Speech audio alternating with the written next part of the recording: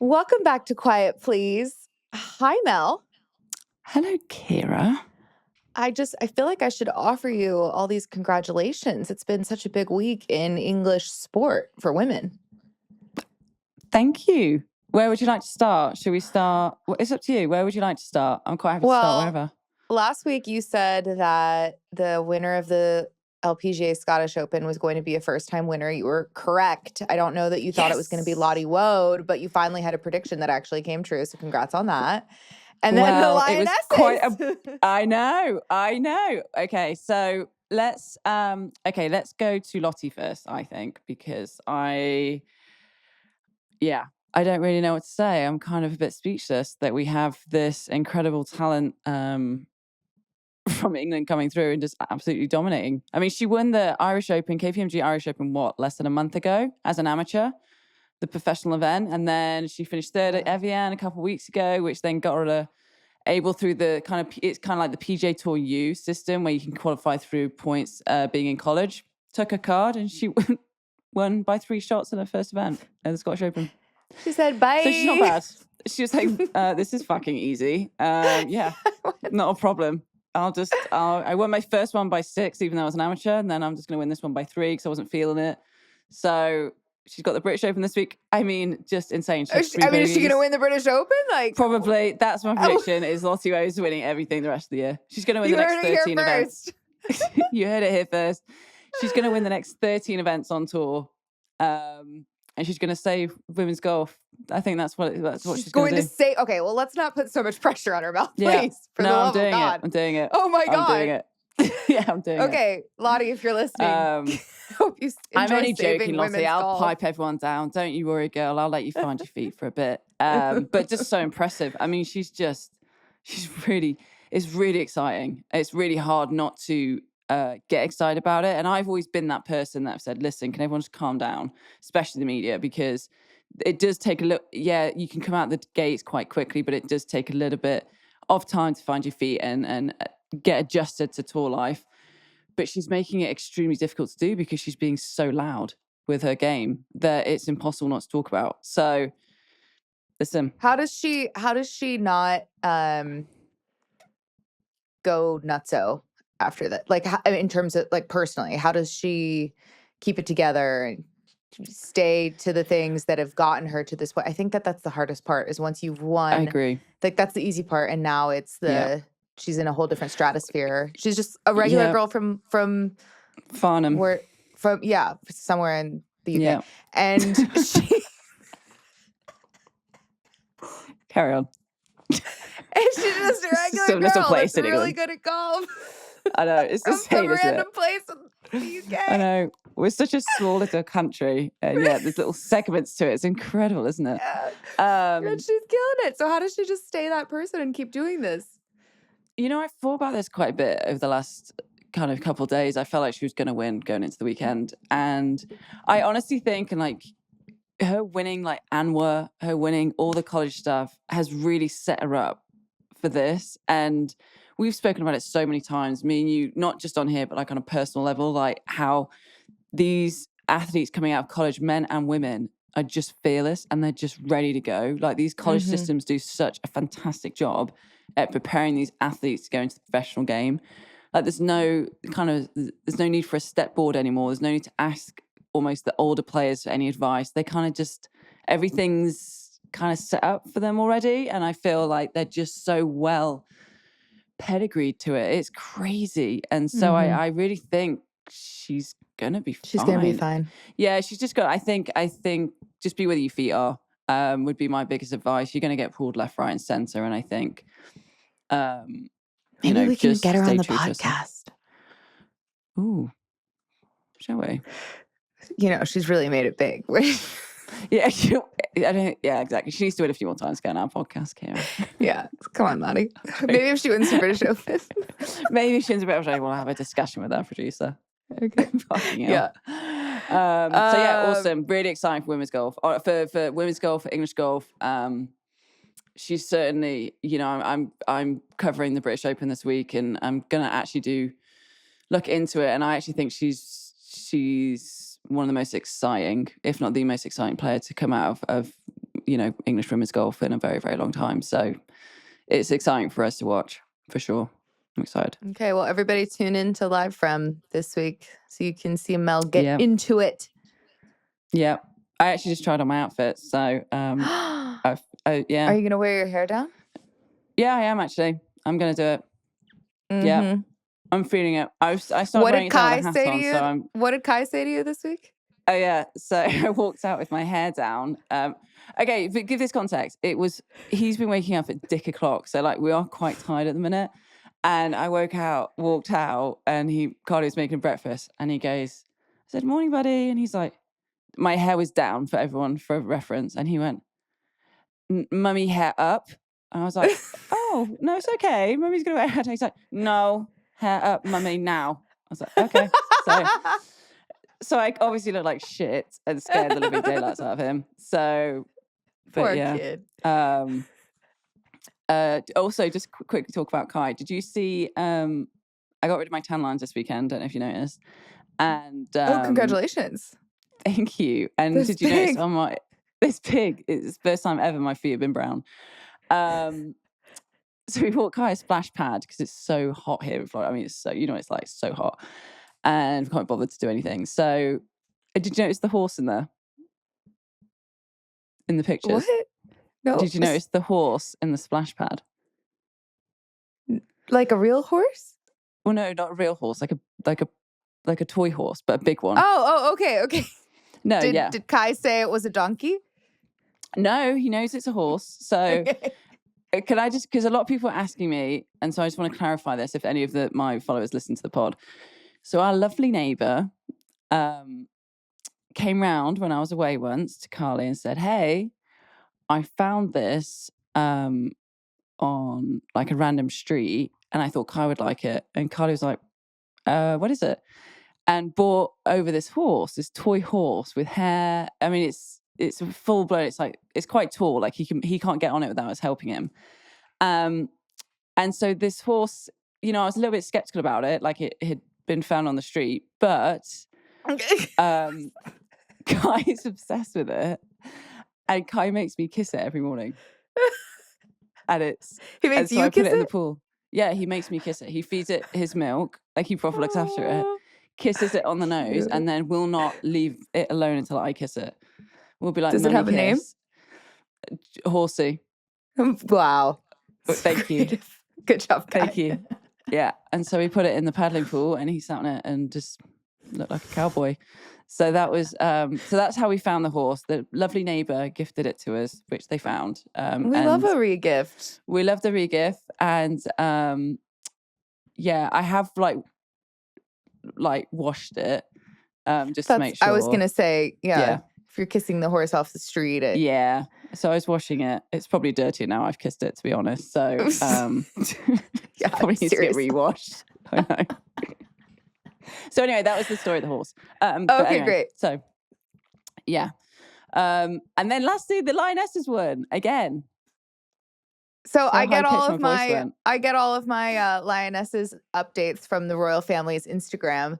For some reason, I wasn't getting fed like I wasn't getting fed like the official ESPN post or anything. It was all like the royal family's official, on behalf of the king and queen, we'd like to extend our warmest congratulations. Regards and congratulations and heartfelt proudness of the nation. Yes, very heartfelt. So on behalf of Charles, Camilla, and me, congratulations to the Lionesses. Thank you. Yes, we beat Spain in the final. It was a little bit of a shit show all tournament for us, but we managed to get through. Bit of grit, England never gives up, Kira. You remember that? I do know. We beat Spain. They beat us in the World Cup last year or 2 years ago. And we beat them this time in the Euros. And Carlotta called me straight away, like a good old sport that she is, and said, congratulations to the Lionesses. But yeah, it was awesome. What great sportsmanship on display. Yeah. Was she nice in the call, or was she angry? She was very nice. Carlotta was very, very nice. I was a little excited, so I was probably annoying. Just saying how great England is. Mm-hmm. But yeah, it was good. Listen, it's incredible how much women's football has changed. So it's awesome to see. The girls did a fantastic job, and it's about bloody time we brought some silverware home, and it's only the women that can do it, Kira. So there you go. Here's what it is. There you go. I watched a bunch of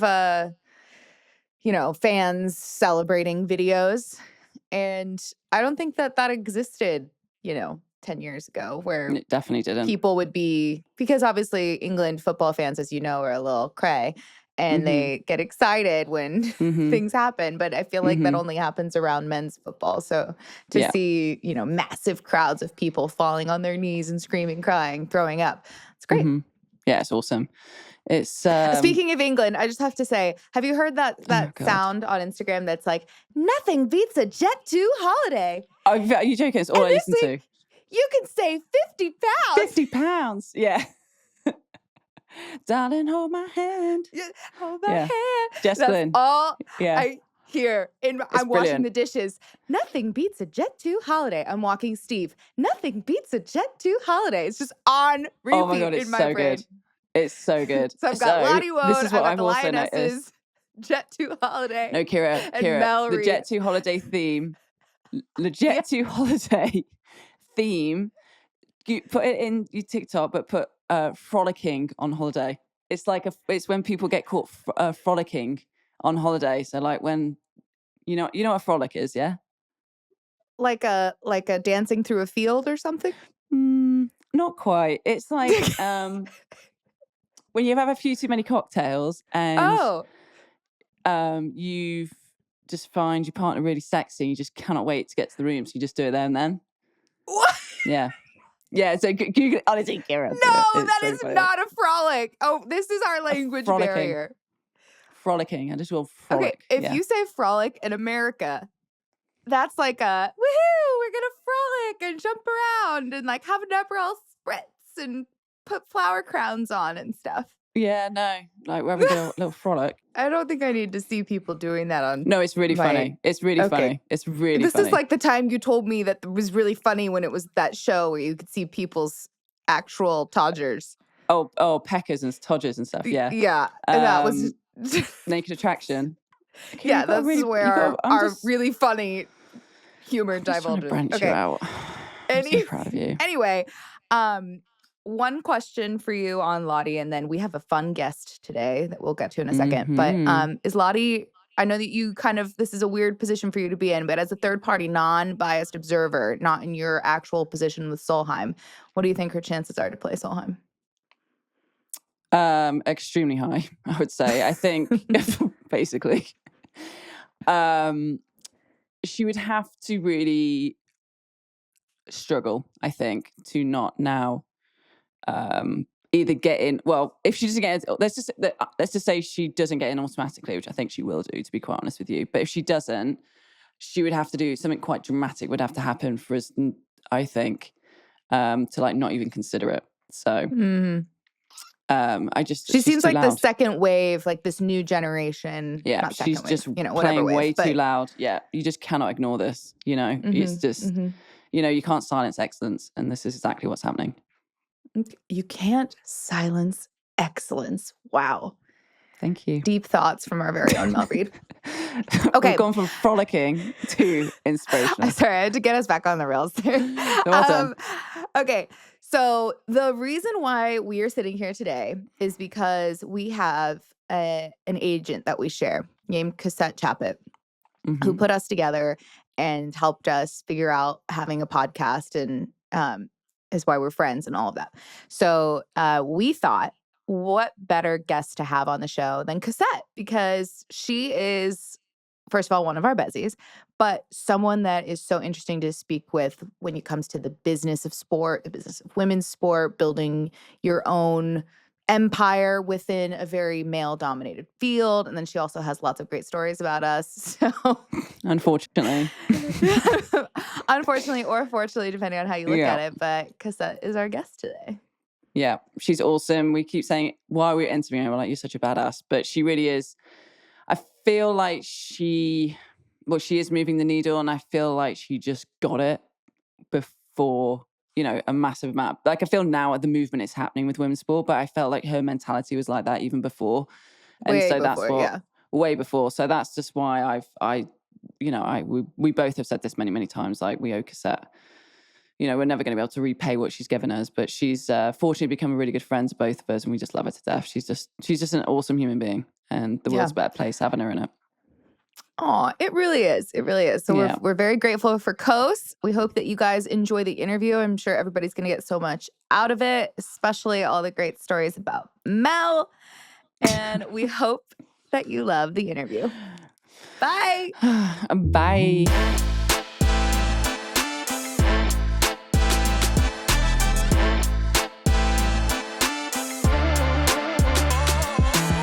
Okay, everyone. Welcome back to Quiet Please.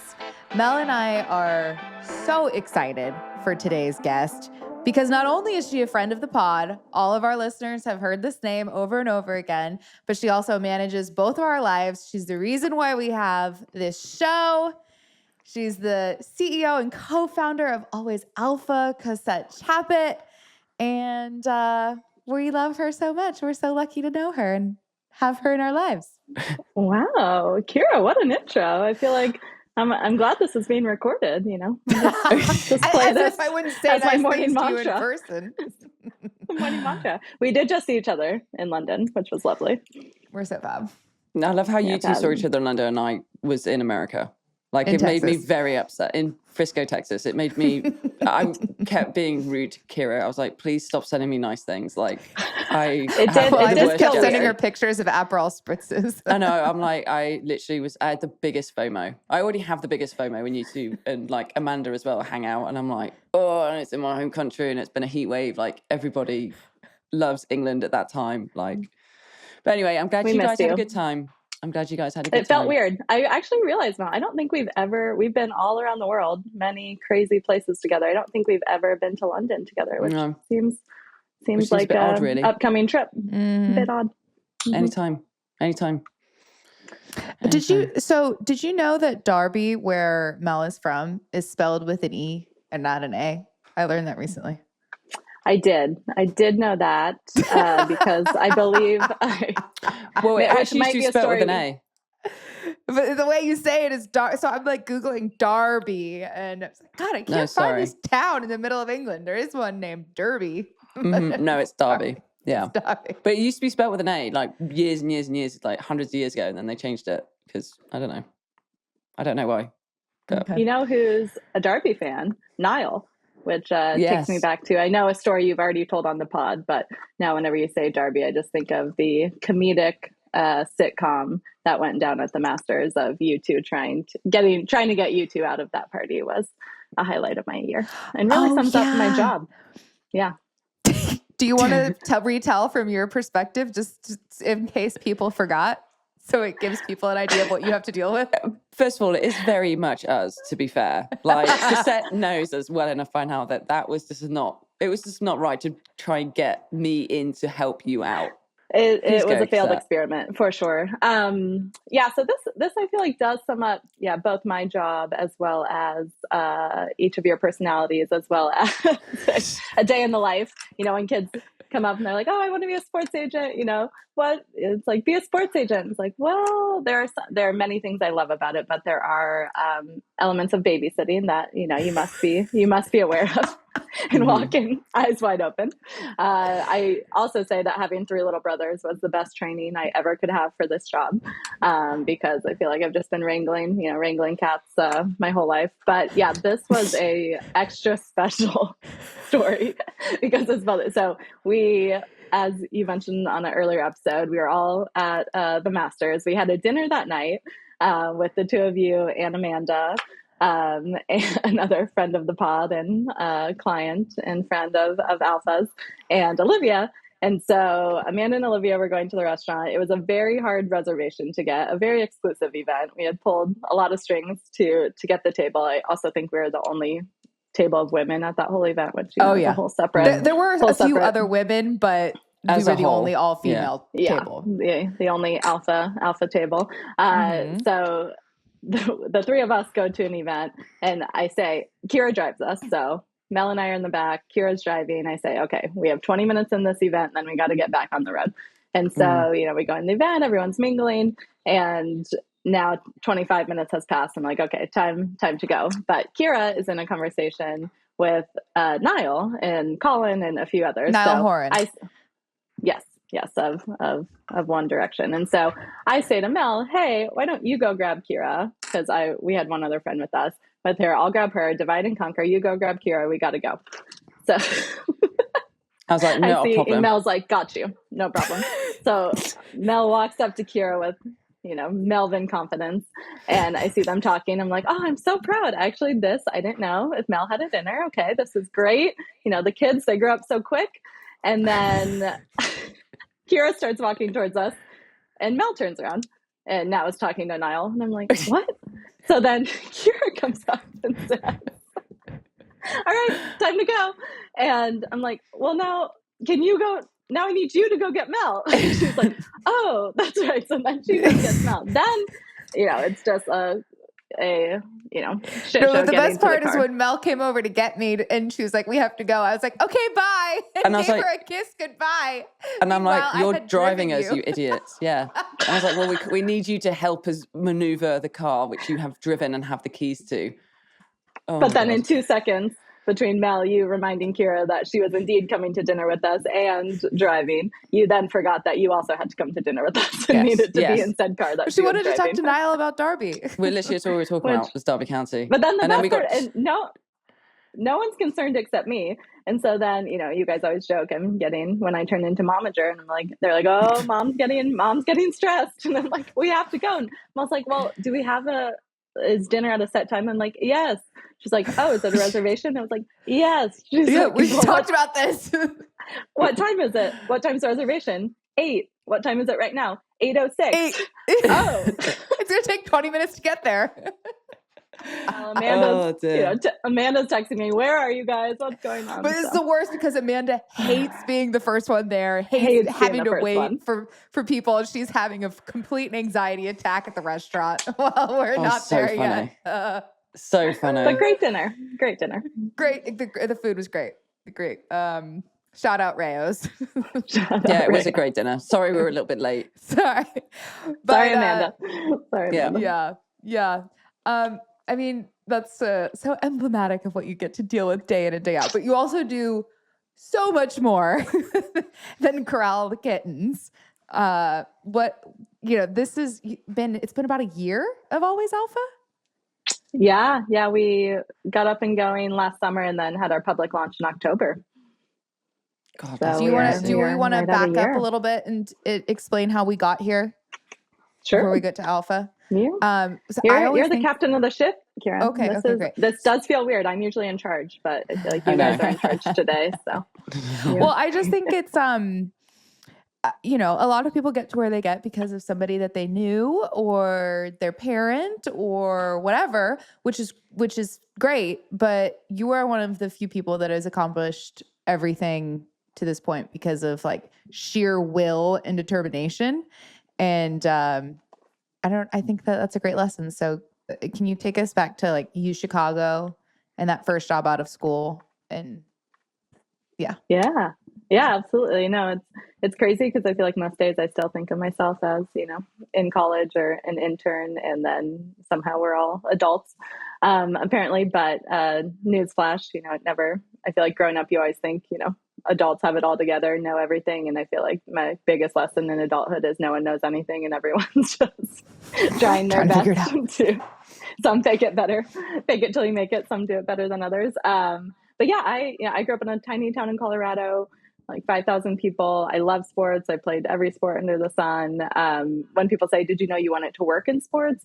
The honest answer is, I didn't know that was an option. Like, I didn't know it was on the menu. I guess, I've seen Jerry Maguire and kind of knew the idea of a sports agent, but certainly I had never seen any female sports agents. And, sports is a hard business to break into if you don't, know someone or, have your parents work in it. And that wasn't my story. So I knew I loved sports, but I didn't know what that meant. And so, I went to college at University of Chicago. I ran track, which is now funny being in business with the most decorated track and field Olympian of all time, Allison Felix, because it feels a little less impressive to say I was a D3 college track athlete when I'm standing next to Allison. But I also ran track, Allison. Oh, yes. That's why we've connected, because we basically are the same person.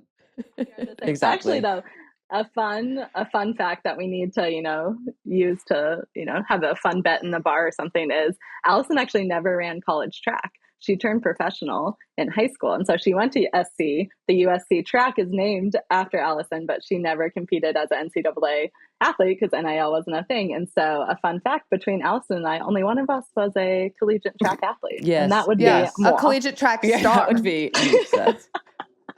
What was your event? Google. What did you run? Triple jump. Wow. Yeah. I knew you did triple jump. Can you still do it? Oh my God, we have to get this filmed. We have to do this. Get it filmed we after have to do this. Tequila. Yes, obviously. We can't do it sober, naturally. Can't do it sober. Okay, alpha retreat. Perfect. We'll bring the triple jump. We'll bring the triple jump. So I ran track in college. Actually, I studied politics, which was a really cool. So it was when Obama was in the White House, and he lived when he wasn't in the White House. His house was in Hyde Park, which is where the Chicago campus was.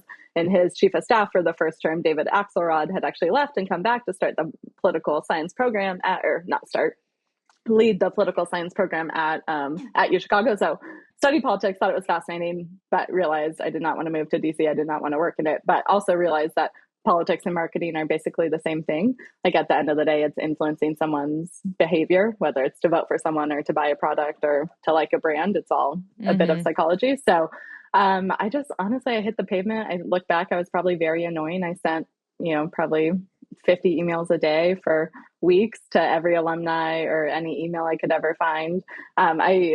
Social media was just,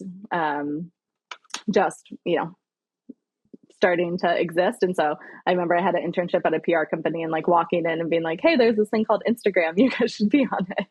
And so I got lucky in that sense of I was at the, right time of understanding social media, starting to figure out how to use it. I actually wrote my senior thesis on Twitter's impact on presidential policy, which was wild and even more wild because very I had relevant to shop today. for the first three professors I took it to told me it was not a serious enough topic, which ironically was now, crazy. looking back. Could you send them an email and just follow up on that these days? I would love to hear their that's thoughts. true, actually. That's a great idea, Kira. I haven't talked to the three professors who said it wasn't serious enough. I did in 2020 as the world was burning down thanks to the president on Twitter. I did talk to the professor who did sponsor me, and we were a little frightened that we predicted it would become more influential. We did not predict it would be the end of the free world. Perfect. But long story short, I just got my foot in the door at a PR agency. Then I worked at an experiential agency, and then I became a baby during the winter and couldn't do the cold anymore. So then I moved to LA, was working at an advertising agency, and always trying to work on sports projects. But my break into sports came about a decade ago. I got the job to run the social and digital media for LA's bid for the Olympics, which at the time they were bidding for 2024 games. And this was back in 2015, 2016, which is crazy now to think about. So I got that job for 2 years. I ran around the world trying to convince IOC members to bring the Olympics to LA. That's where I met my business partner now, Allison, her brother, Wes, who's our co-founder. Allison was at the peak of her career, about to compete in Rio, but traveled around the world with us, not being paid, just to use her voice as the athlete perspective of why it was so important for, U.S. athletes to have a home games, even knowing she wasn't going to be able to compete. And so I got to know them. I worked with, hundreds and hundreds of athletes, Olympians, Paralympians, influencers, et cetera. And so that was kind of my break into talent management and social media management and, Olympics and sports and culture and politics. It was such an interesting melting pot. And then at the end of 2017, we made the deal for Paris to take 24, LA to take 2028. So at that point, it was 11 years until the games were going to be here. And I love the Olympics. I grew up right outside Colorado Springs, which where the Olympic Training Center was. My first field trip was to the training center, but I realized, I didn't want to do the same thing for 11 years. So I moved over. Yeah, big commitment, which would have been, I don't know, it was a dream job. It just was a long time. So, but I moved over going back to social media, I moved over to Wasserman, which was talent. Casey Wasserman was running the bid. Yeah, so in Wasserman, which was, one of the top sports talent agencies. And so I moved over there, and really this is when, athletes were becoming media channels and monetizing it, but there's a lot of older agents who just didn't understand what it was, or were afraid of it, or didn't know how to make money. And so I moved over to the talent management side of the business, honestly started helping other agents strategize and teach them how to make these new revenue streams with their clients. And then slowly but surely started signing my own clients. And the two of you and Amanda were my first 3 clients. Just crazy. My firstborns. So, that's crazy. So, like, how long have you been with Cosette, Kira? This is like your relationship. Our anniversary is coming up. I don't remember the year that we. I want to say 2018, 2019. No, 2018. Yeah. I have a very okay. So I first. Yeah, I think you and Amanda, and I think 2018. 2018 sounds right. I remember hearing about Cosette from Amanda, and she was telling me about this girl that's like helping her with all these cool deals and getting her all of these awesome appearances and blah, blah, blah. And like, it's been such a great part of WAS for her. And I was like, oh, I want to work with Cosette. And so I was like trying to figure out a way to meet her, get her to pay attention to me and know who I was. This is when I was like first starting out in golf media world. I was just starting with USGA stuff, all of that. And I met Cosette. You were probably there, Mel, playing at the LA Open at the what's that? Wilshire. Yeah. Wilshire. Okay. Yeah, that one. Yeah. At Wilshire, I was there for an appearance. She was coming out of the clubhouse and I was going in, and I was like, oh, you're Cosette. And I like grabbed her arm, and I was like, I'm so sorry. I'm Kira. I've been waiting a really long time to meet you. I knew who Kira was, by the way. I was like, oh, Kira, Miss America's talking to me. Oh my God. That's cool. And from there, I just annoyed her until like eventually, because I ended up working with another agent at WAS, but I really wanted Cosette to be on my team. Not by fault of either of them.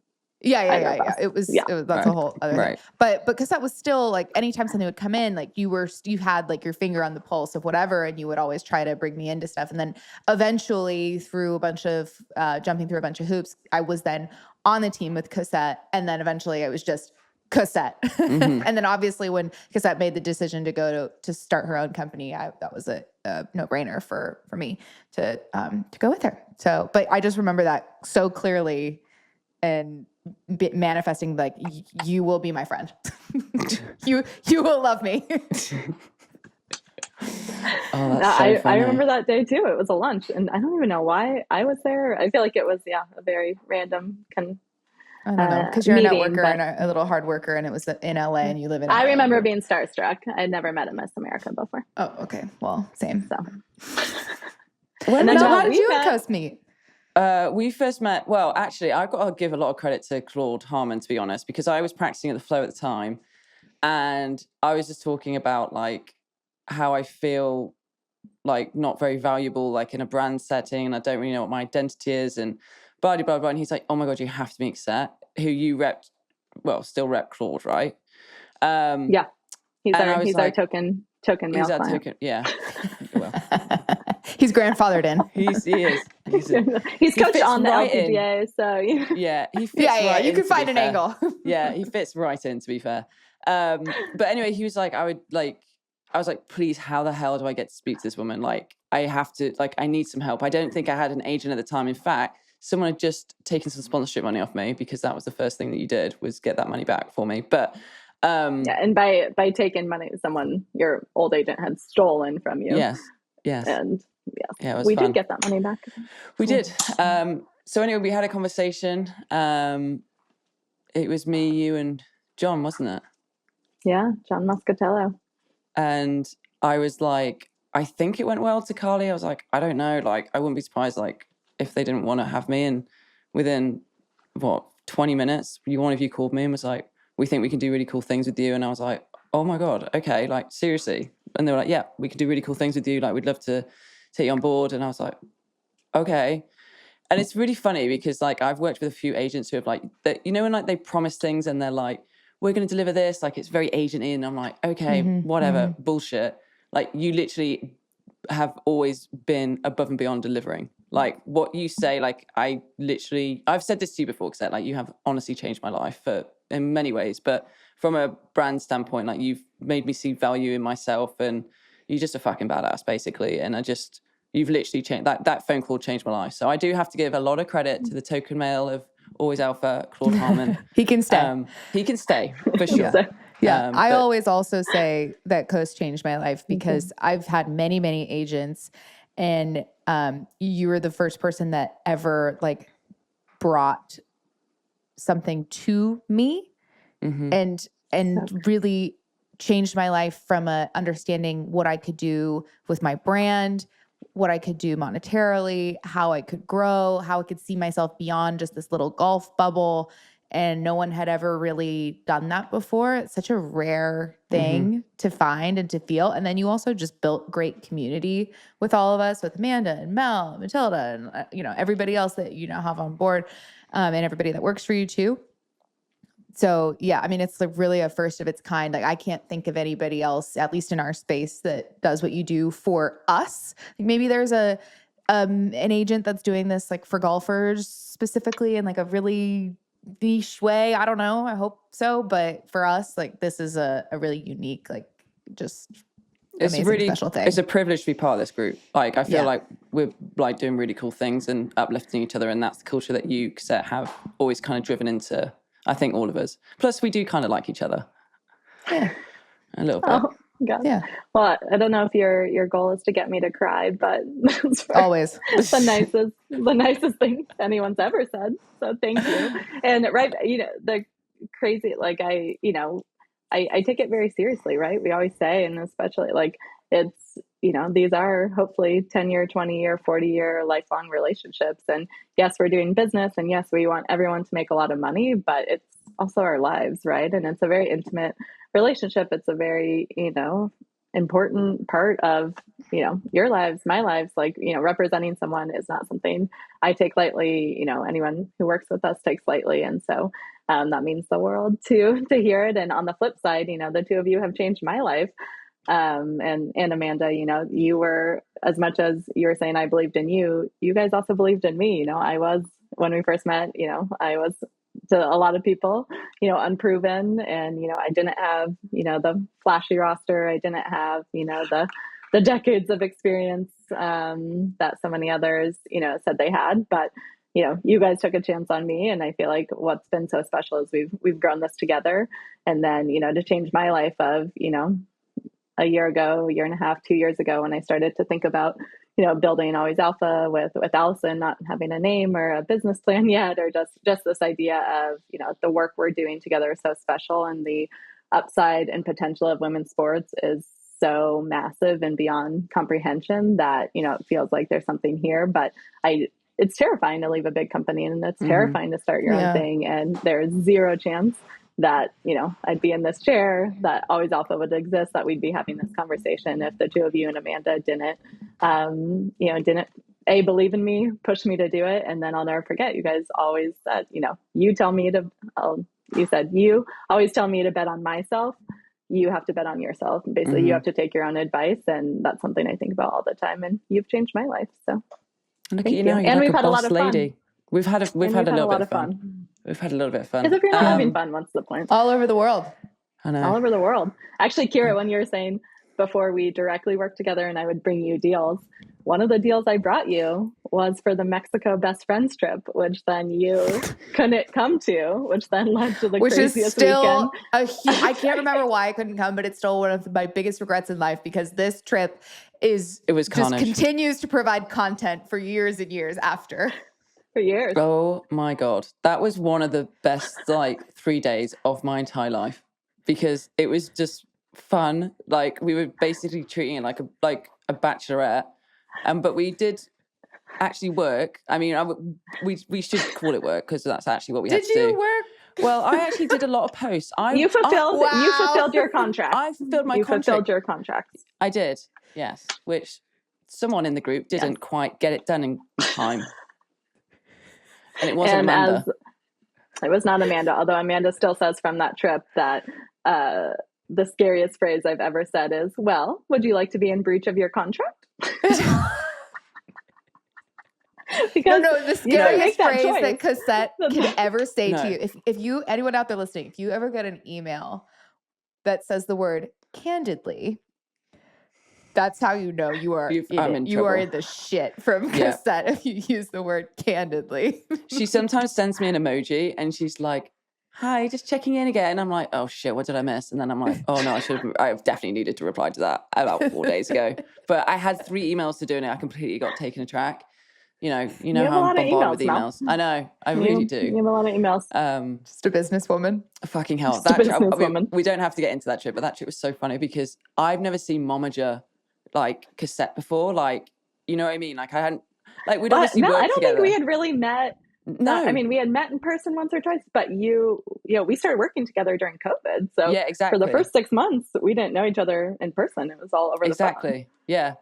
And then honestly, it was the first time, and I just remember Amanda going, ooh, she's coming. She's got a very like stern step in her. I was like, she's going to tell us off or something. And you were like, hey guys, like, don't drink that fucking water. Like, don't drink it like this. I was like, okay, yeah, got it. Like, she was proper Momager. Yeah. Like, it was hilarious. And then there was this You're one welcome for not getting sick. Yeah, I know. Is what I'm hearing. There was this one night and we were just exhausted because we've just been twats basically for 3 days. And we were like, Seth, like, can we go? And she was like, what? You were like, we have to stay here till 10:30. I was like, I know, but it's like 10, like, can we go? And she was like, no, you're getting paid, so go. Like, you were like, smile, be nice, and you will sit here until 10:30. And we were like, understood. And you would like it. But like, literally, all 3 of us were talking. I was like, Amanda, you do it. You're the oldest. Like, it was like being school kids. I was like, You try and ask her. You try and ask her. Like, you've been with her the longest. Like, you'll be fine. And she was like, oh, fucking hell. She's like, okay. And we knew as soon as we asked, you were like, ooh. Listen, unfortunately, candidly, you had signed a contract. Yeah, exactly. And in that contract, it required attendance at this dinner. And so yes, I think that's when fair. I said, well, you could leave, but then you would be in breach of contract. So what I would recommend is you sit here, you smile, we wave, we do our social posts, and then we collect the money they're paying us. What a random trip. Anyway. Oh, dear me. We need to do another.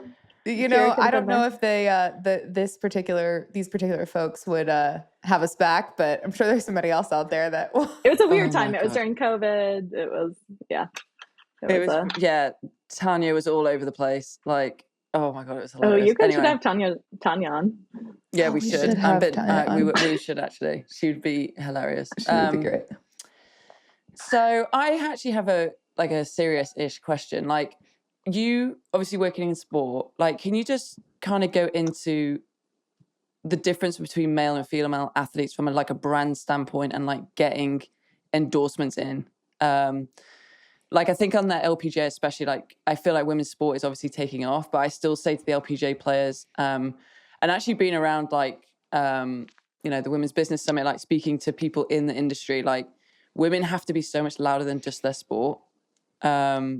Like, you have to create like this brand around you if you want other opportunities. Like, is that what you think? Is that what you find the most challenging thing when you go into these companies? And 100%. And I mean, not only is it the reason we built our business as the first management firm that's only fully focused on women's sports and, female athletes, broadcasters, influencers, but it's also happens to be my favorite topic. So glad you asked, Mel. I think, wow, what a great podcaster. I love asking Cosette this question. So taking a step back, I think one thing people know but don't always realize is just how different the business of men's sports marketing and women's sports marketing is. And one thing Allison and I say a lot, which, usually is met with some, what? But then, most people come around, is I don't think women's sports marketing has never existed until very recently. It's been men's sports marketing that's included women. And what we mean by that is, if you look at brands like Nike, like State Farm, like,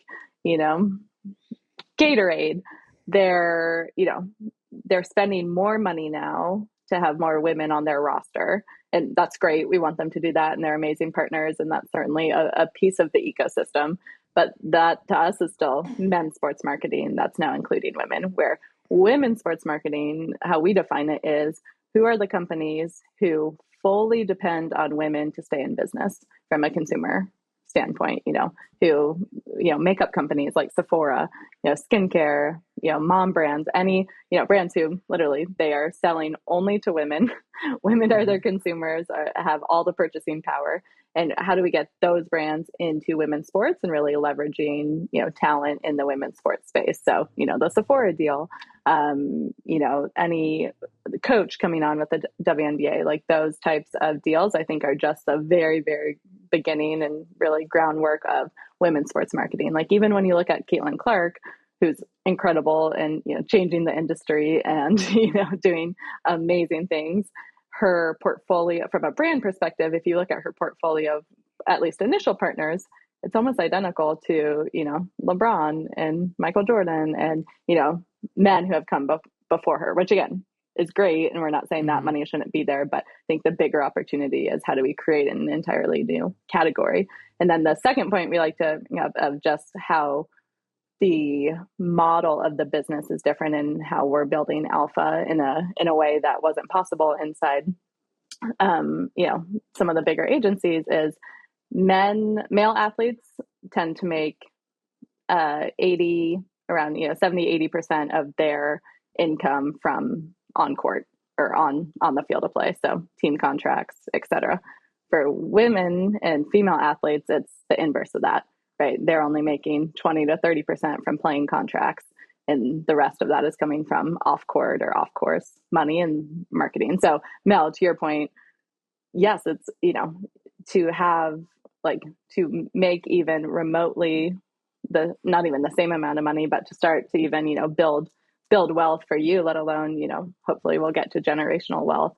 It's all, you're not going to get that by your playing contracts, at least not right now. What Caitlin Clark's making, what, 80 grand from her. So just the business itself is so different. And so these big agencies, they're built, they were built for male clients, and the way they make money for their male clients is much different than the way women are making money. So I think those are small nuances, seem like small nuances, but the way you build a business, the way you structure it, the way you staff it, is completely different in what we're trying to really redefine with alpha. What's been the most exciting part of getting this message out to the world, and what's been the hardest part? The most exciting part has been just the reception. We as we were building the business plan, and as we were having these philosophical conversations, amongst ourselves, it's like you can sit around a dinner table all day long and be like, yeah, we're onto something. This is great. We're brilliant. We are brilliant. Yeah, I mean, if the market doesn't respond. But launching it and just seeing the reception, and not only from talent, but also from brands, from potential employees or other women just working in the market of a different place to work. So just the validation that this is needed and the industry is excited about it, and the number of people and conversations we've gotten to have, again, from marketers, from talent, from media, just the excitement around and support and reinforcement that yes, keep going. This is where the tides are moving, and having that community of women's sports where even on paper, quote unquote, competitors are all working together to just how do we make this pie bigger? How do we all work together to really shepherd in this new era? That's been really, really exciting and really fulfilling. I think on the opposite end, the frustrating part is just, talking to people who just don't get it, and, just don't either, just still think that women's sports is a charity, or still just don't understand the power of, female athletes and broadcasters. And representation. Yeah. And representation. So, yeah, well, they can't sit with us, so bye. Yeah, say yeah. Bye.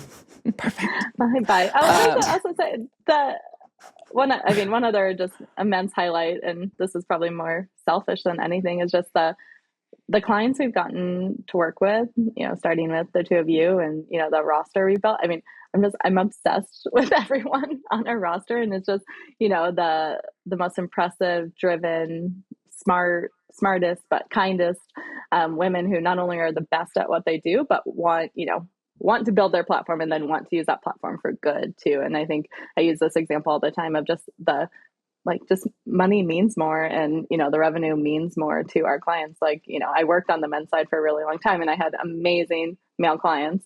I got very lucky, but it's a different, again, it's like a different game. A $500,000 appearance for a male client would be an inconvenience on a Tuesday, whereas a $50,000 partnership I secured for one of our female clients was them calling me in tears that they could buy a house, and just that. So just the fulfillment of I feel like we're actually building not only platforms that matter, but also, helping each one of our clients, build that money matters to buy a house or to start a foundation or to put their kid in school or, whatever those things might be. Yeah. And it really has been life-changing when Mel and I talk about that. It's not just hyperbole. It's legitimately gives us a different lease on life and the value and stuff. So it's a big deal. Something that I got to be a part of with you recently was the closing bell at NASDAQ. And you invited me, you're like, oh, do you want to come to this closing bell thing? And I didn't quite appreciate how big of a deal it was. And I told my father-in-law about it, he's a businessman. And he was like, this is a very big deal, huge honor. Make sure you stand in the right spot for the picture when they do the bell and blah, blah, blah. And okay. So we go in and it's this massive production and the NASDAQ people are so, they've got it down to a science. But it just, that day in the city, in Times Square, with all of our faces flashing up on the billboards in Times Square was just such a massive moment of oh my God, she is doing it. This isn't just some girls sitting around a dinner table saying, wouldn't this be a great idea? This is it. That was a wild day. And honestly, I don't think any of us fully knew what to expect or the scale of that. And obviously, you've heard, NASDAQ and ringing bell. And obviously most of the time when someone's ringing the bell, it's their company IPOing or, a massive event happening. And they had reached, so our parent company is a company called Dolphin. They're listed on NASDAQ. And so we had worked with NASDAQ a little bit on our launch day, and they had, put up graphics on their billboard in Times Square, which was great. And, we got to take that photo, which we thought was amazing. But then when they reached out for International Women's Day and, invited us, Allison and I, in our chairman Bill to ring the bell, we're like, oh yeah, that sounds great. What a cool way to, celebrate International Women's Day. But we wanted to we invited, obviously all of our alphas, and I was so excited you could come in your power suit. But then to get there, you both had power suits, by the way. You looked. I texted you about your blazer. I thought your blazer. You both looked great. Thank very, you. very good. We tried. Yeah. Shout out favorite daughter. Call us. We'd love to do love a collab. that brand. Oh yeah. Oh, we love favorite daughter. I wear a ton of favorite daughter. I didn't wear it that day, but I will wear it every day moving forward if you'd like me to. Yes. I actually love it as well. Another female brand, powerhouse podcasters. So we're manifesting that. Basically our friends. Basically our friends. I listen to them every week. No, it was an amazing day, and just a really affirming moment of, okay, we're doing this. And to see, I don't know about you, Kira, but one thing that really stopped me in my tracks is right before you go on, which to your point, it is a production. And by the way, their stage manager is a rock star. Oh, she's amazing. We need to hire her. Really? Yeah. Oh, wow. Yeah. She was the ultimate, when you go to a school and they give you a tour, or, you go to a theme park and they say please keep your hands and feet inside the ride at all times. But that to the highest level ever, yeah, all right, everybody in this group, you're going to come through here. You're going to stand here. Now everybody clap. Now everybody smile. Oh, all no right, way. let's get the next group through. Blah, blah, blah, blah, blah. And it's just so efficient. I was like, we need you. Friendly, I need you but in my great. life. Yeah. Yeah. I need a cheer. It was almost like if you ever gone to a TV taping where they're like, okay, everybody clap, clap, clap, clap, clap. Okay, next group. Oh my God, that's brilliant.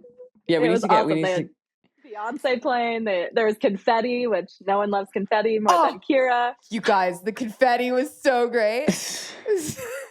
So fun. But the coolest moment to me is they play this hype video right before you take the stage to ring the bell. And it's this montage of basically every iconic CEO, business, for the most part, men, some women, but, everyone from, Bill Gates to Jeff Bezos to Steve Jobs to literally like boom, boom, boom. And they play this hype video, and it is hype, but it's also it was the most exciting moment of, oh my gosh, we're about to go do something that, every person I've ever looked up to or, admired or read about has done. But then also, holy shit, what did I get myself? Yeah. Because you had to speak on live television. Yeah.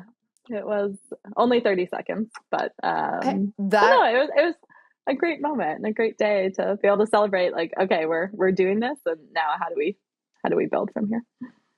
That's really cool. It was massive. That was awesome. And I didn't watch, pass actually. out. Yeah, well done. And you spoke. I think I texted you. I said you spoke so fucking well as well. Like I was like, thank you. Because like I've never really seen you in that role before. You know what I mean? Like I obviously know like how badass you are and how great you are and like the way that you communicate with people. I've never seen you on a stage like that, and just the way that you conducted yourself, the way that you just held yourself. I think I texted you. I was like, that was really good. Like, wow. Olivia and I cried. Oh, did you? Oh, that's really sweet. We all walked into the room when we first saw Cosette, and we were just like, ah! Well, first they were banging.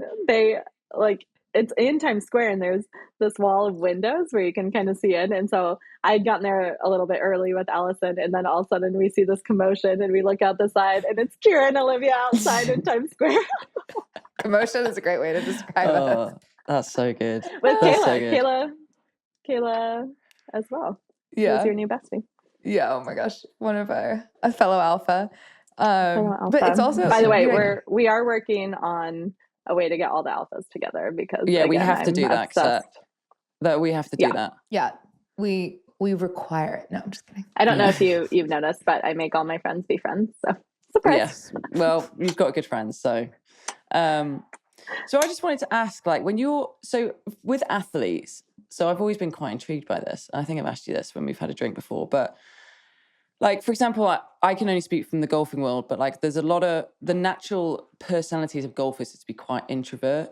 So like, how do you start to brand an athlete who maybe isn't as comfortable to be, on social media and things like that? Or is it you just like, well, I don't know if this is aligned with what I'm trying to do with you, so maybe this wouldn't be a great relationship. Like, just talk me through like how you even start branding the athletes. Like, how do you get their personalities out in them?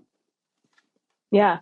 Well, I'd say first and foremost, it's the buzzword of the century, but because it's true, like it has to be authentic. There might have been a small window, maybe early on in social media where you could get away with a bit around that. But nowadays, I mean, consumers, fans, followers are way too smart. There's way too many options. You have to be authentic. If you're trying to be someone that you're not, or trying to put on a persona, like it's not, no one's going to buy it. It's not going to be good for you. You're not going to build a following. So I would say the first thing we start with is just, who are you? What do you care about? And not because, what you think will do well on social, or because that's just, are you into Legos? Are you into snowboarding? Are you into makeup? Are you into fashion? Are you into, Love Island? Like whatever, just. Yeah, Kira is into Love Island very much. Wicked the musical. Yeah. Wicked the musical, which a whole separate conversation. Shook. I saw Wicked for the first time and I was shook. But so I think we're welcome to talk about it. Mel would love it. Yeah, just talk about it when I'm not on the podcast. Okay, sorry, continue. So it starts with just, learning about someone as a person. And then, so there's, okay, what are your kind of authentic pillars, if you will, of your life that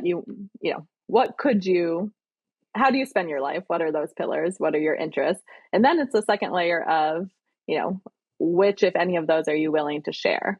And when we say share, we don't mean, have a live stream going 24/7, but there is an element where you have, and it's okay if you're scared of it or uncomfortable, like that's where we can really help of, creating content or giving ideas or here's the best practices in the strategy. But there has to be a baseline, in my opinion, there has to be a baseline of, want and desire to share that. Otherwise, and this might be an unpopular opinion and maybe others in the industry feel differently, but we're only going to work with anyone who wants to grow a brand and wants to grow a platform. Otherwise, I just don't think it's a good use of anyone's time to force anyone to do anything. So it's, who are you? How much of that are you willing to share? And then from there, we kind of have the assessment, and being very real and honest of like, okay, here's where we can build, or, if you're not willing to share this, then, maybe you shouldn't be on, because I'm also a believer, if you're going to do something, you got to do it all the way. If you don't want to do it, that's totally fine. And if you just want to focus on your sport, that's totally your choice. But then, you're going to leave a lot of money on the table, but don't do it, half-assed. Mm-hmm. We had Selena Samuela on the show recently, and she said that she goes everything full ass, which is, I think, a funny way to say it. So I think that you go full ass on everything you do. Yeah, you do. I feel you have to. On. There's just too much. I was just going to say there's too much competition out there now.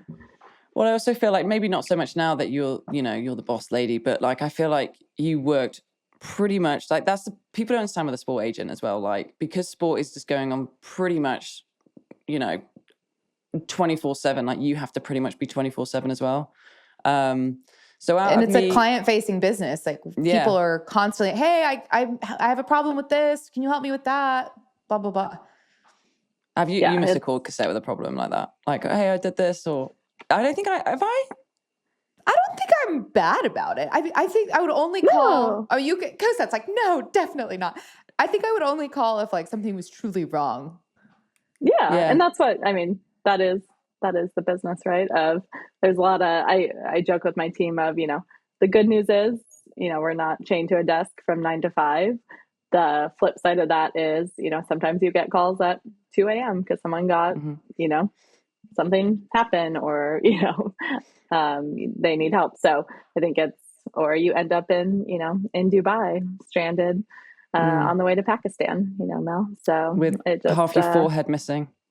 With half your forehead missing, these things happen. Yeah, but yes, it's not happen, I would say people are like, oh, is it like, it's not. Wait, because what was it like seeing Mel come downstairs in the hotel, seeing her rug carpet burn on her forehead? It was not my brightest moment, Kira. Thank you. I would say confusing because I had been with Mel all night until she walked in her hotel room. And so I saw her walk in her room and with full face, and then met her a couple hours later for breakfast with half my forehead missing. Half a face. Yeah. So it's very, as speaking of glamorous or not glamorous, part of the job is, making sure your clients get inside there. I thought I had done my job. I got her in her hotel room. And then, you have to be with me 24/7 because to be 100% safe that I won't do anything fucking stupid. I think you've realised that by now. I've got better since being a mum. But still, I have my moments. We did end up sharing a room the next 2 nights. Yeah, we did. Yeah. We had to escape. Yeah. Yeah. Smart. Out of us three, who, like, what's been the wildest call that you've got out of me, Kira, and Amanda? There hasn't been any too crazy. I feel like I've given you a couple calls. I could talk about you calling me getting detained in Atlanta improperly. Did somebody detain her because they thought she was a cocaine dealer named Mel Reid? So yeah, I do remember calling you because we're coming back from England one way. Me and Carly were coming back from the UK. And my visa, I basically had 2 passports. So I'd gone in on one passport, but I needed to come back in on another because of my P1. And it was just very confusing. And he asked me a question and he says, where do you live? Where's your residency? And I said, the US. He says, well, you shouldn't have a residency here. You should just you can live here, but you can't be a resident here, right? There's a difference in wording.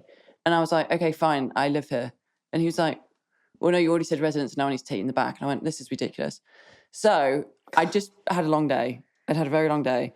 And Carly's obviously gone through and we've got like an hour and a half to our next flight. And they put me in this room and I'm like trying to text Cosette like, fuck, like, can you, and he's like, sorry, no phones. And I was like, yeah, okay, just give me 1 second. I'm trying to get you the documents to show you that I'm fine. But he got mad at me and took my phone away and put me up against the wall and like made me put my hands behind my back and stuff. It was really quite scary. He shouted at me so hard. But I'm like, how the hell am I supposed to show you my documents when it's on an email that I'm trying to find for you to sort all this out in 2 seconds because it's completely legal what I'm doing. And basically he was like not listening to me. And then finally another officer came up and says, hey, I've done it. You're fine. And like, let me go. But the officer was a complete dick. Yeah. So I get a text from Mel, like basically SOS, I'm being detained in the Atlanta airport. And I'm like, and then they're taking my phone. And so I'm like, what? And then I'm getting a call from Carly. She's like, hey, I'm through security, but Mel's disappeared. They've taken her somewhere. And so then like, and again, I'm trying not to freak out Carly, but I'm like, well, I did just get a SOS.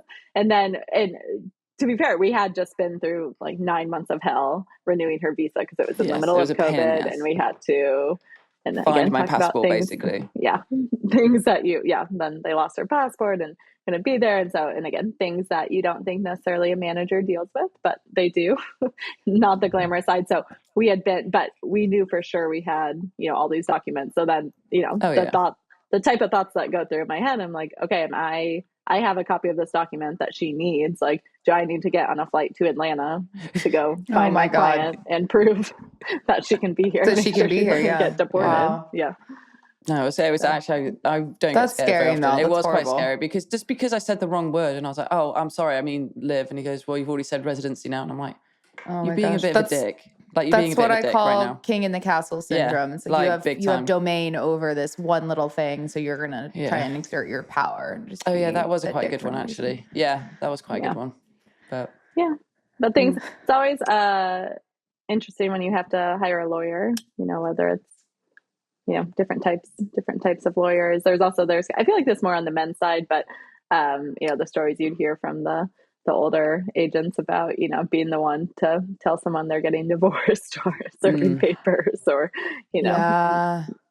jail, rehab, all the things, which again, I feel like one of the benefits of having female clients is, there's less of that. We're a little more well-behaved. What's the difference between an agent and a manager? It's a great question. So in the entertainment world, there's big differences. Manager, there's legal differences of, I think you can be a producer as a manager on a film, but not as an agent. And it's much more regimented.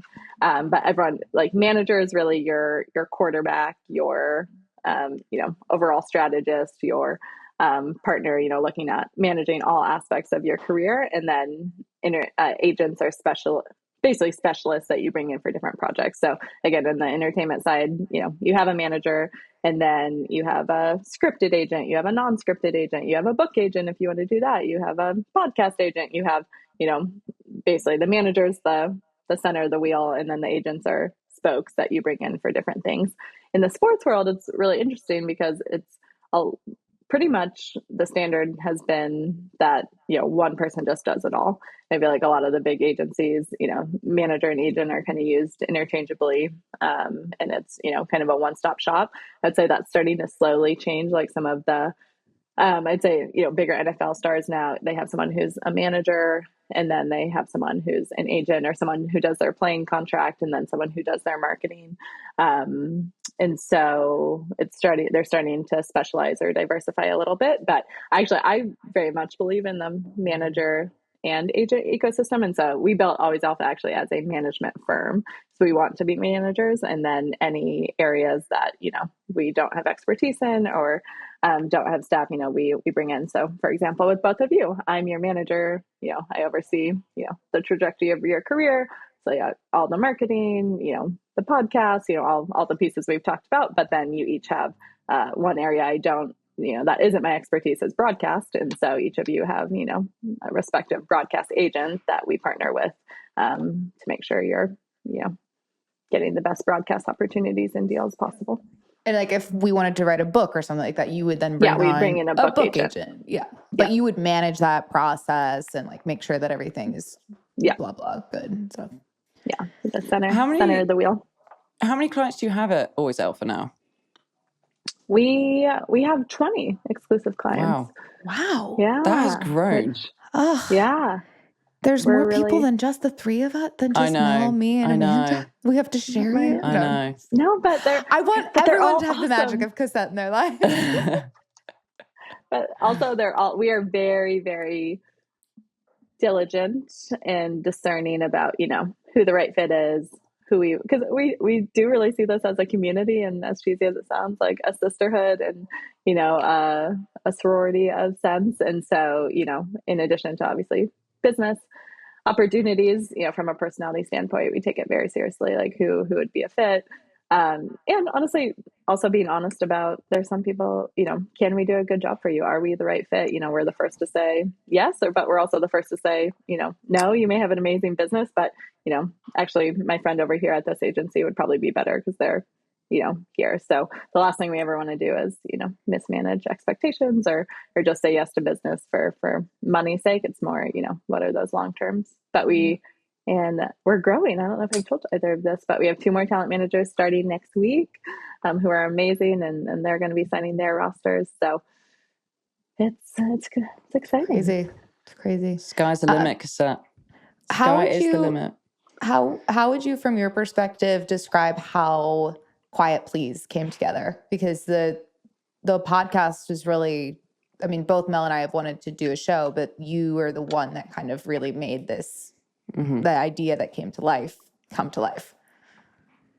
These are the most fun projects, because to be able to see an idea go from, just an idea thrown out at a dinner to now, a very full circle moment being a guest on Quiet Please. These are by far, to me, the most rewarding things to work on. It's so cool to see it come to fruition.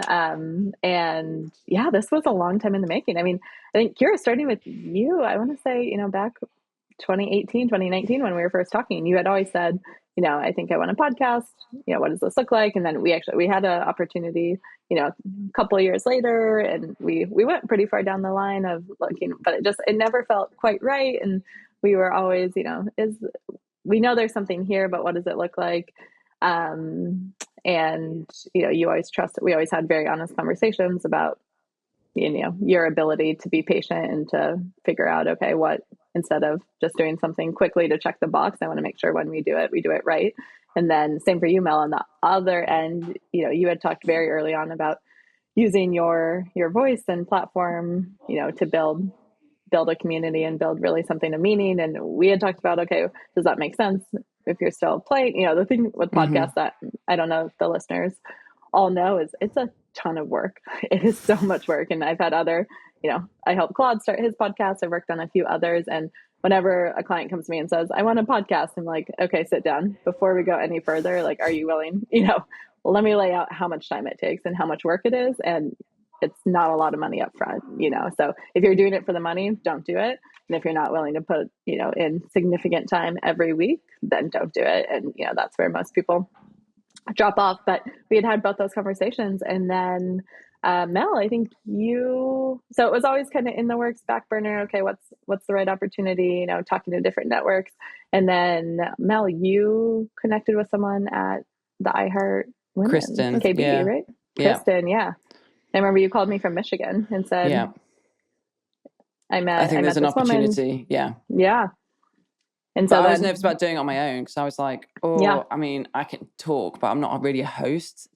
So like, then we were talking and you were like, I think, correct me if I'm wrong, but you were like, oh, what about Kira? I was like, oh my God, Kira would literally be perfect. Like, I would only do it if like Kira would do it with me, because I love, she's a host, like she's very well spoken. She keeps me in tact a little bit, like I just thought it'd be funny. Like, I mean, a former Miss American and lesbian, all unfiltered Brit. I mean, who cannot love that dynamic? I think it's been going well, personally. Yeah. But that's how it started, wasn't it? Yeah, that's how it started. But then, both of you, because Kira, you had been talking, about maybe a co-host, but it also takes 2 special people to realize, okay, we want to do this together versus, Yeah, I wanted a partner too. Really, podcasting is hard work in itself. Carrying a podcast by yourself would be, brutal. Yeah, because to be honest, like necessarily always show up to a podcast at 100%. So if the other person is there, like they can help carry the load, and you know, you get there together, you're in it together, you have somebody to bounce ideas off of. And so I knew that I wanted that. For me, you know, a light bulb moment was also seeing the two of you was at US Open work together for the first time on Golf Channel, because there was such chemistry and there was such a dynamic. I was like, okay, this can work. Also separate. Have you ever told the story of when you two first met for the first time in San Francisco? When she interviewed me when I was leading the US Women's Open. And then you almost killed us driving off the cliff. I don't think we've told that. Please go. I can't remember this, to be honest with you. I remember just thinking like, go on, Cosette, you just say it. What were you thinking, Mel? Yeah, you just go. No, please. So the first time so as I've mentioned, I really like all my favorite people to become each other's favorite people. So I talked to each of you about each other a lot, but you had never met in person. And then Mel is leading the first round of the Women's US Open. Kira's there working for Golf Channel and USGA, doing interviews. I think I was on vacation. Speaking of unglamorous, I think I was on vacation in Mexico and then saw the leaderboard and got on a plane up to San Francisco to be there with Mel. And so I get there, we're in the media. I'm going with Mel through media, and Kira's our interview. And so they set up, and I was like, oh, you know, nice to meet you. Oh, you know, we both belong to Cosette, or, you know, we're both Cosettes, whatever. So they have a great chat. I'm so excited they're meeting. Mel and I get in the car with Carly to go back to the Airbnb, and Mel turns, I was in the front seat for some reason, Mel was driving, and she turns to me and she's like, gosh, Kira was awesome. You know, I'm so glad I got to meet her. I'm like, yeah, I've been telling you she's the best. And she's like, I have to say, she's really pretty. And and I look at her and I go, well, yeah, I mean, she was Miss America. Mel, I literally was like, fuck off. Like literally swerves off the road. I think they're going off this cliff, and like, you know, we're all screaming. What? She gets back on the road. She was Miss America. Like, yeah, I was like, fuck off. I just said, oh my God, that makes total sense. Like, yes, I see it now. I'm like, Carly's just completely unaware of this conversation, so she doesn't even bat an eyelid. She it's probably like was agreeing Mel with me. fancied herself a talent scout. She was like, you know, I don't know if anyone's ever told Kira, but she's pretty. She's pretty. Exactly. I'm like, thank you, Mel. If anyone's told of it, she has great skin and she's pretty fucking hot. Like, she's a cool chick. So, yeah. I think the whole country knew that, Mel. She actually was. Well, I realise this now. Her face is all over Atlantic City. I know. Listen, I've seen her come downstairs now, Cosette. I'm very aware. I didn't know, if I'd have seen her come down and interview me from the stairs, waving like this, maybe I would have understood, like, oh, she looks like a bit of a former Miss America. Plus, I didn't even know these pageants existed, to be honest. I British thought it was, people don't get pageants. We don't know what they, I thought it was I didn't know it existed. So then I understood the assignment. I'll never forget you looking at me. She is really pretty. It was very sweet of you, Mel. Oh, you're welcome. Look at you now. Now, please. Oh, dear me, funny. God, I remember that. And here we are. All these years later. I know. Oh my gosh, it's amazing. But also I'll just add one more note. Like, people should know too, you know, just when we decided, okay, this might be a good, you know, a great show with the two of you. Okay. And then as we got to know iHeart and what they're building with the Women's Sports Audio Network, which obviously is right up our alley. But then, I mean, it was almost a year. It was 6 to 9 months of, you know, a lot of work. And that's where the work was, you know, I can't take any credit. It was the two of you figuring out structure of the show, topics, you know, names, the photo shoot. Like there's a lot of work behind the scenes that you two put in to make this show great. Oh, the photo shoot. That was like the best day ever for the cover art. Mel crushed it. Fucking hell. I was as stiff as a fucking ironing board. And Kira's there. Just every time I look at her, she's in a different position. Because obviously she's a former Miss America, everyone. Like, she knows what she's doing. And I'm so fucking awkward. And I'm just stood there like a fucking piece of furniture. But you made it look great. Thanks. I actually feel like I'm getting better at photos. Like, I'm learning a bit from you. Well, a lot from you. Like, even when I'm at the end of a table. I know, but it's just weird for me. It's just a bit awkward. I know, it's awkward, but the photo turns out nicely. the next photo shoot. You hadn't even discovered fake lashes yet. Oh, Mel's you know big what? on fake lashes these days. I'm not going on tea without my fakies. Like, I'm just not anymore. Like, You know, Did you I wear need them to at get KPMG? you. yeah, I will. I only wear them on TV now. Like, I'm very much a fake eyelash girl. Very much so. I got to get you a brand deal. Yeah, sure. That would be hilarious. Get ready with Mel. Oh, here we go. Here's my moisturizer, and then I just stick my fake eyelashes on. Oh, that was a 20-second video. We're done. Literally. Would purchase. Swipe Thank up you. for Would Mel. swipe up. 10% off. Yeah. Yeah, exactly. But hey, I don't Actually, mind them. They do hurt a bit. We should do some get ready with me. Wait, we've spoken about idea. this. I feel like the two. Yeah, we have spoken about this. We could sell this. Yeah, we have spoken about this. I love anytime something comes up, Coast, no matter what we're doing, if we're having a glass of wine, or if we're on a walk, whatever, we should really try to pitch that for blah, blah, blah. Everything's an opportunity. Oh, it's so good. Is it not? It is. That's why you're doing what you're doing. It's brilliant. Yes, it is brilliant. But it's authentic. It's authentic. It it's is, things you're already talking about doing. How do we package it? Yeah. And win-win. Yeah. Win-win. Coast, you know how we do our shush of the week? I should have told you earlier if you want to take a second to think about it or if you have something that comes to mind. But I would love to hear if you have a shush of the week. Remind me Okay, maybe not. Like an ick. Like, what is it that like you want to shush? Like, is it like... Oh. My shush of the week was missing my flight on Monday. Okay. That was a bit silly of me. After being went down real well.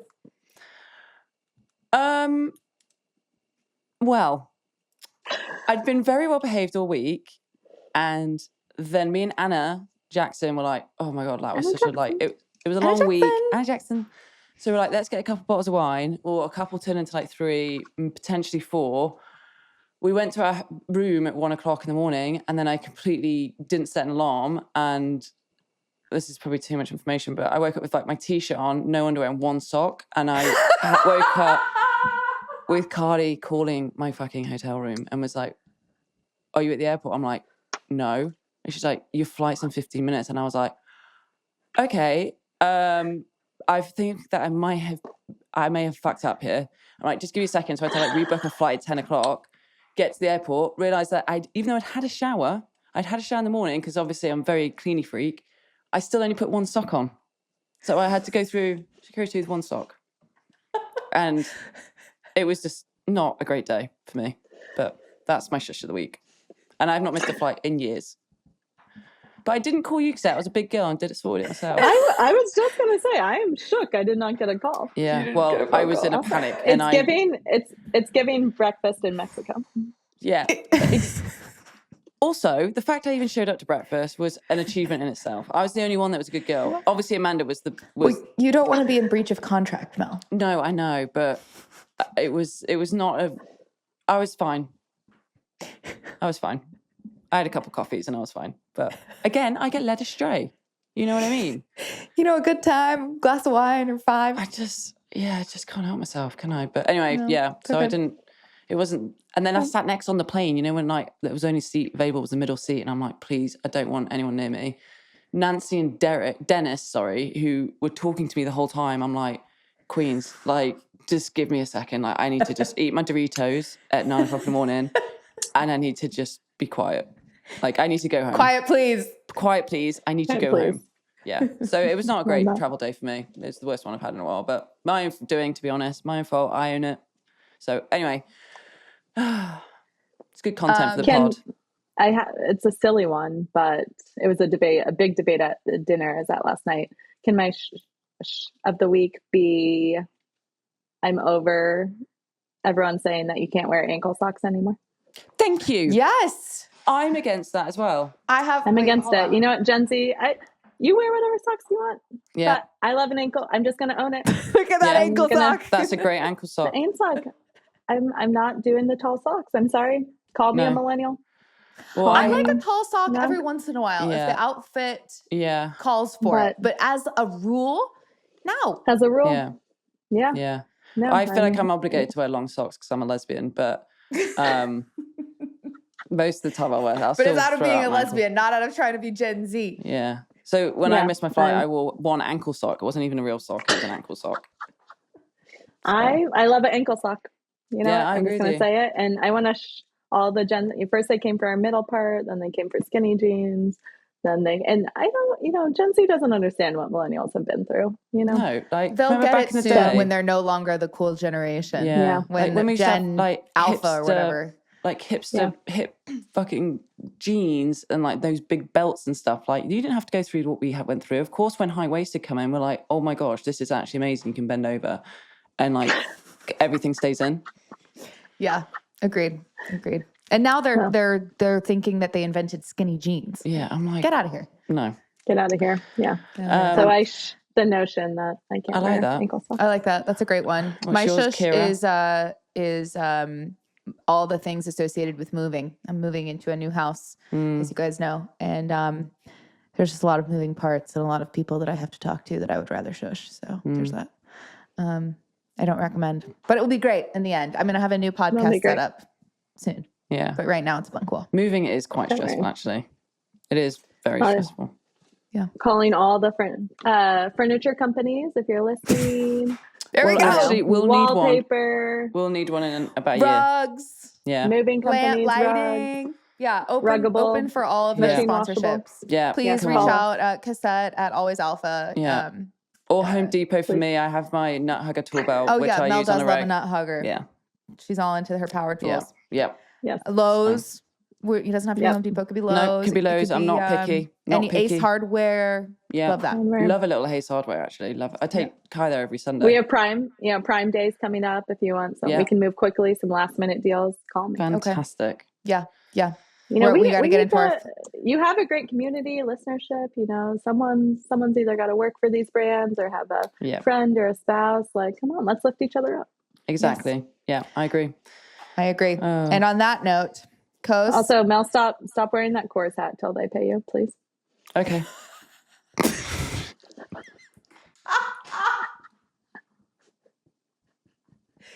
Called out. Understood. I'm wearing an Olympics hat, but that's because I worked it and they did pay me. So there's that. And you're an Emmy winner.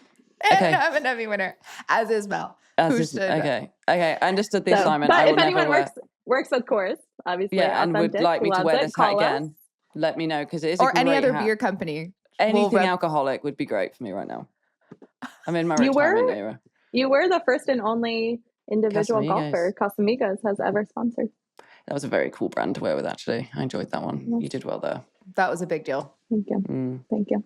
That was a big deal. So, yeah. All right, well, anything else, you. Mel? No, I'm all good. I'm good. I'm going to go take my hat off and go and pick up Kai from daycare. Okay. We don't. What do we say, ladies? We don't work for free. We're not just happy to be here. We're not just happy to be here, and we don't work for free.